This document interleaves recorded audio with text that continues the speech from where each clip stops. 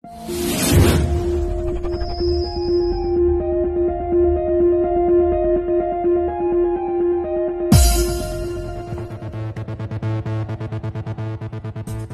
anak saya sekarang yang bikin berat tuh penyakit tusukannya di lambung, cuma sekarang tuh berobat jalan.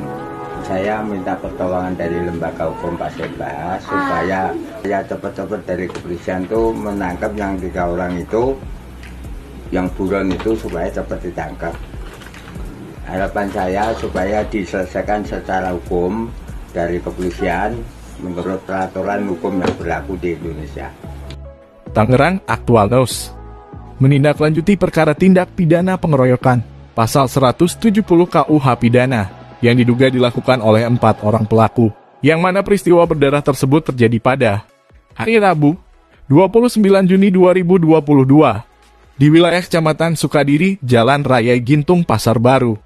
Atas peristiwa tersebut hingga menimbulkan banyak kecaman dari berbagai unsur lembaga, media, dan aktivis mahasiswa, mengecam terhadap para pelaku dugaan penganiayaan dan penusukan terhadap korban, dan meminta kepada aparat penegak hukum untuk segera memburu dan menangkap 3 pelaku yang masih buron.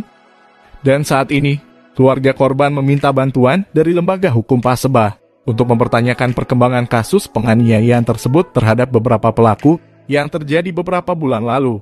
Bapak selaku kuasa hukum ya, dari keluarga korban. Kuasa hukumnya Joni. Mohon izin Pak. Terkait apa kedatangan dari lembaga hukum Paseba ini datang ke Polsek Mauk?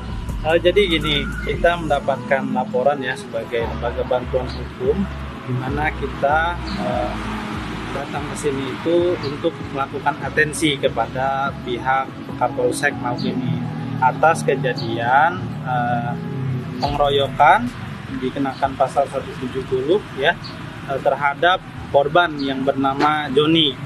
Nah, saat ini dia kena 7 tusukan di sini di dada dan sebagainya. Nah, yang tersangkanya itu ada 4 orang. Nah, yang 1 orang sudah tertangkap dan sudah divonis pidana, diputus di Pengadilan Negeri Tangerang, dan yang 3 ini masih dalam pencarian pihak Polsek.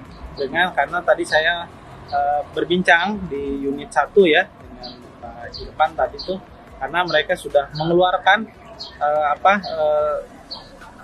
untuk laporan untuk penahanan dan penangkapan, surat penangkapan bagi 3 orang ini.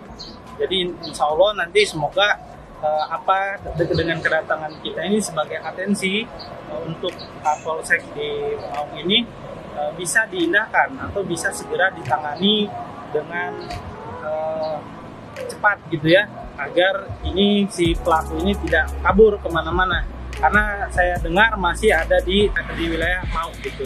Saya tidak bertemu dengan Pak Kapolsek, tapi saya bertemu dengan Pak Irfan, dia yang menangani perkara ini gitu. Jadi yang menangani perkara 170 atas pengeroyokan yang dilakukan oleh 3 pelaku. Apa keterangan dari Pak Irfan sendiri, Pak? Ya, keterangan Pak Irfan tadi dia menerangkan bahwasannya dia senang sekali dengan adanya dari pihak LBH ya untuk mewakili si pihak korban, karena memang dia bilang untuk harus ada unsur kerjasamanya gitu.